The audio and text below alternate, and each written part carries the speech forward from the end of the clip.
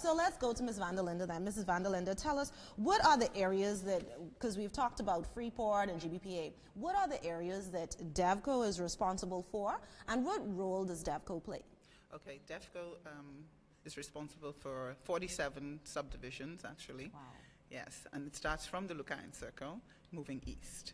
And the role Devco plays is land development.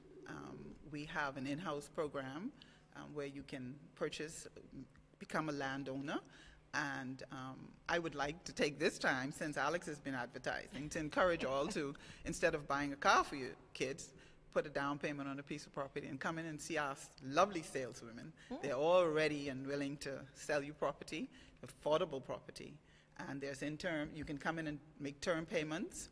And yes, Devco has everything there and particularly for the Bahamians, and particularly for young Bahamians who want to have land and some value to their, add value to their investments. So this is what Devco does. It's a land and development. It's put in infrastructure throughout Lucaya, and as you said earlier, the roads are really very, very good. And in particular, we pay a lot of attention to, in particular, the artillery, the main roads. If you're in an ambulance and you're going to that hospital, you don't want to be on a bumpy road. You want to be a smooth ride. And we try our best to maintain all of the roads. And potholes you talk about, we are fixing those very quickly now. Corey Cartwright and his team, they're on it. You call it, we fix it. What are the service charge funds used for? The maintenance of the roads? Yes, it is for the maintenance of Freeport. And as you know, maintenance is costly. Okay. When you hear of COLA, everyone starts to scream about COLA, but that is to ensure that over the years that we can continue to maintain Freeport. It's not, it's something that's being reinvested into you, the community. It is not something, it's a non-profit.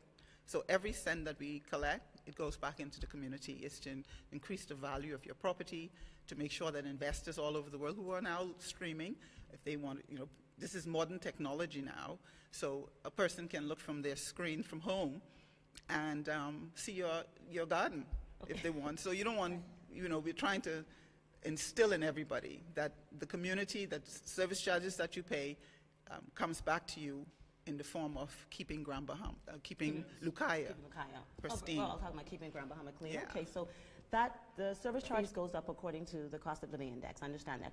But in this economy right now, with some of our property values going down, why doesn't our service fees go down?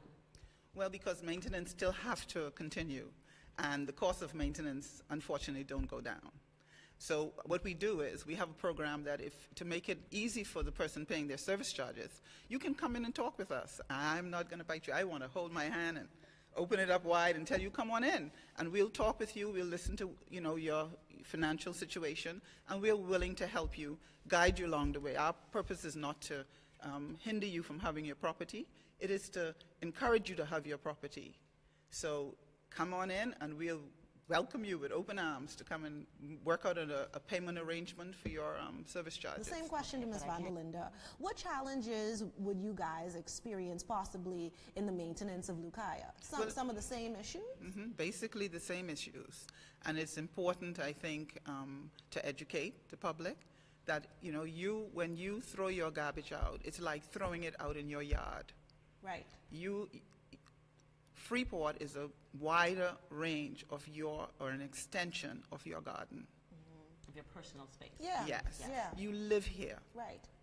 Just as you live in your house and you have your garden and you're taking care of your yard, take care of the extended garden, which is Freeport.